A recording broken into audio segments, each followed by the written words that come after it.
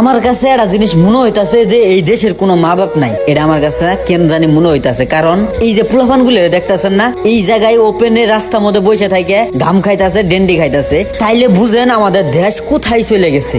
এদের কোনো শাসন নাই, এদেরই মা বাপ নাই। মা বাপ থাকলেও বাসা মরার মতোই আছে, কারণ এদের কোনো আইন, এদের কোনো শাসন, কোনো কিছুই নাই। এই বয়সে যদি তারা এগুলা শিখে, তাহলে আপনারা একটা জিনিস চিন্তা করেন, বড় হয়ে এরা কি শিখবে। আমার মনে হয় বড় হয়ে ওকারেজ ডাকাতি যারা করে, মনে হয় এই বয়সটাই পার করে তারপরে করে। এদের যদি এখন আইনে আশ্রয় এদের শাসন করে, বড় হয়ে আর এগুলা করবে না। এর জন্য আমার কাছে মনে হয় এদেরকে এই বয়সেই শাসন করার দরকার। এটা আমাদের দেশের মানুষের দোষ, কেউ আমরা তাদেরকে কোনো প্রতিবাদ করি না, কোনো কিছু বলি না, এদের ফ্যামিলির দোষ। এর জন্য আজকে এই অবস্থা, ওকারেজ করে বেড়াই রাস্তাঘাটে ওপেনে। তো আমরা অনেকক্ষণ কথা বলে তাদের কাছ থেকে অনেক কিছু জানলাম, তাদের ব্যাকগ্রাউন্ড সম্পর্কে, তাদের ব্যাকগ্রাউন্ডের সমস্যা। তো তাদেরকে আমরা একটা রিক্সায় তুলে পাঠিয়ে দিলাম। তো আমি একটা কথাই বলবো সবাইকে, যে এই ভিডিওটা বেশি বেশি শেয়ার করে দিবেন, কারণ এই ভিডিওটা দেখে যদি এক একজনের বিবেক একটু জেগে উঠে, এগুলা দেখলে যেন প্রতিবাদ করে। আমার কথায় কেউ মন খারাপ করবেন না। তো সবাই ভালো থাকেন, সুস্থ থাকেন। আসসালামু আলাইকুম।